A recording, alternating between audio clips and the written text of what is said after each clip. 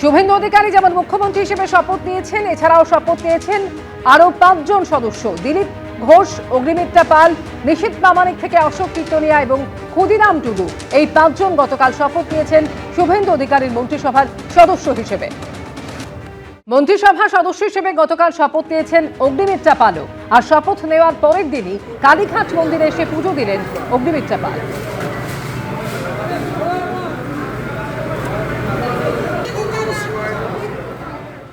জেতার পরেই কালীঘাটে বিভিন্ন মন্দিরে, কালীঘাট মন্দির এবং তার আশেপাশে যে মন্দির রয়েছে সেই মন্দিরে অগ্নিমিত্রা পাল, তারা যারা সমর্থক থেকে আরম্ভ করে কর্মীরা, তারা কিন্তু ইতিমধ্যে দেখা যাচ্ছে যে পদ্মফুল দিয়েছেন। আমরা তো এটাই শিখে এসেছি, হিন্দু বাড়িতে তো এটাই মা বাবারা শেখান যে কোনো, আমরা তো প্রতিদিন বাড়ি থেকে বেরোনোর সময় বাবা মা এবং ঠাকুর ঘরে ঠাকুরকে প্রণাম করে বেরোই। এবং কাল থেকে বলবো না, 4 তারিখ থেকে একটা বিরাট দায়িত্ব পশ্চিমবঙ্গের মানুষ আমাদের দিয়েছেন। সুতরাং এবং আগামীকাল মাননীয় মুখ্যমন্ত্রী আমাদের ডেকেছেন, সুতরাং সেই বড় কাজে হাত দেওয়ার আগে মায়ের আশীর্বাদ তো নিতেই হবে।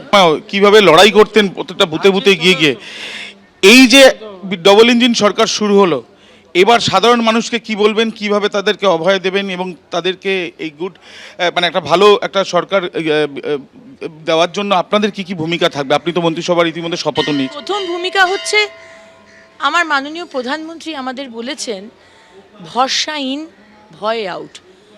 তাই ভয় পেয়ে আজকে যখন মা কালীর মন্দিরে কালীঘাটে গেলাম, এতবার এসেছি, কোনোদিন জয় শ্রীরাম আওয়াজ ধ্বনি কানে আসেনি। আজকে শুধু জয় শ্রীরাম, জয় শ্রীরাম, জয় শ্রীরাম। মানুষ কতটা ভয়ে ছিল ভগবানের নাম করতে, এটা বলুন। তো আজকে ভয় কিন্তু বেরিয়ে গেছে, মানুষ কিন্তু বেরিয়ে এসেছে। আর আমাদের অভিষেক ব্যানার্জি, যিনি অনেক বড় নেতা, গাড়ির বনেটে দাঁড়িয়ে আমাদের অনেক হুমকি দিয়েছেন, আজকে সেই বাড়ির সামনে দাঁড়িয়ে সাধারণ মানুষ গিয়ে থুতু ছেটাচ্ছে। আমি জানি না এটার দিন দেখার জন্যই কি উনি রাজনীতি করেছিলেন। তাই দেখুন, নিজেকে ভগবানের সাথে তুলনা করবেন না বা ভগবানের উপরে নিজেকে ভাববেন না। মাননীয় প্রধানমন্ত্রী আমাদের শিখিয়েছেন সেবা করতে এসেছো, শাসন নয়। আমরা কিন্তু সেবাই করতে এসেছি। ইতিমধ্যে দেখা যাচ্ছে যে কালীঘাট মন্দির এবং কালীঘাটের চত্বরে বিভিন্ন মন্দিরে কিন্তু যাচ্ছেন অগ্নিমিত্রা পাল এবং তিনি যেটা জানাচ্ছেন যে ভয় আর নেই। ইতিমধ্যে সাধারণ মানুষের জন্যই কিন্তু তারা যে লড়াই, তাদের সেই লড়াই তারা চালিয়ে যাবেন। ক্যামেরা শান্তনু দত্তর সাথে আবির দত্ত, এবিপি আনন্দ, কলকাতা। ছবি আপনারা দেখতে পাচ্ছেন, কালীঘাট মন্দিরে যান জয়ী প্রার্থী অগ্নিমিত্রা পাল, যিনি গতকাল মন্ত্রিসভার সদস্য হিসেবে শপথ নিয়েছেন।